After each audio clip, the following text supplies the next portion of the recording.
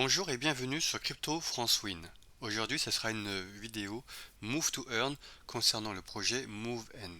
Avant de commencer cette vidéo, je tenais à vous remercier pour l'intérêt que vous trouvez à regarder mes vidéos et j'espère que celle-ci vous aide dans votre quête d'information. Les premiers retours m'encouragent beaucoup à continuer, donc un grand merci à vous. Désormais, tu peux suivre mes actualités via mon compte Twitter dont tu trouveras l'adresse à l'écran et ci-dessous dans la description de cette vidéo. N'oublie pas que je ne suis pas un conseiller financier et en investissement et que dans cette vidéo je te partage mon avis sur cette application. C'est donc à toi de faire tes propres recherches et de prendre tes propres décisions.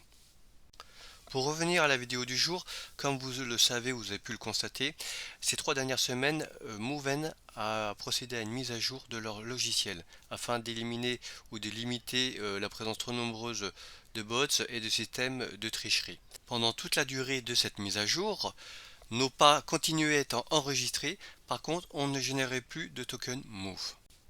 Cette mise à jour est maintenant terminée et l'une des conséquences les plus visibles elle se passe au niveau de votre wallet puisque votre balance a dû augmenter. En prenant l'exemple du mien, je suis passé effectivement d'une balance de 950 Move à une nouvelle balance de 1085. La deuxième conséquence par contre a été une chute du taux de libération des jetons puisqu'on est passé de 5,49 à 3,48.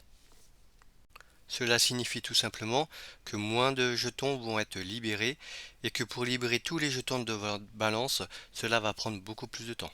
À rappeler que pendant toute la durée de cette mise à jour, il était possible de transférer ces jetons Move vers son MetaMask. Et là, je vous renvoie vers ma vidéo précédente.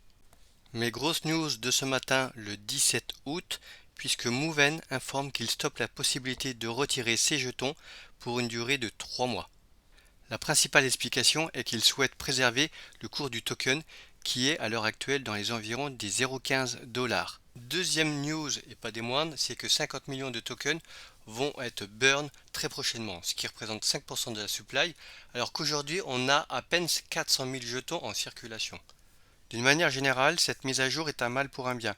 Et on voit bien la volonté de l'équipe de faire perdurer le projet dans la durée en préservant leurs tokens. Car ils se sont bien rendus compte que si le retrait était libre, le cours du Move allait chuter sur le court terme, comme beaucoup d'autres, même s'il est déflationniste. Ensuite, j'espère qu'ils ont bien pris en compte que le profil des utilisateurs de MoveN ne sont pas en majorité des sportifs professionnels et que donc les centres d'intérêt sont extrêmement différents. Empêcher les retraits pendant 3 mois, c'est trop long à mon sens. Un retrait mensuel aurait suffi, car l'utilisateur qui souhaite retirer le fera. Alors peut-être que l'objectif de l'équipe avec ce burn de 5% de la supply vise à faire pump un petit peu le token pour pouvoir absorber la vente progressive des moves. À suivre avec attention l'utilité des pièces collectées lors du Walk and Collect, qui pour ma part ne fonctionnait plus ces derniers jours. Ensuite, l'incidence du burn de ces 50 millions de jetons sur le cours du token et un peu plus tard, la sortie des mini-apps. Voilà pour cette vidéo, n'hésitez pas à la liker, à la commenter et à vous abonner à la chaîne. Je vous dis donc à une prochaine vidéo. Ciao!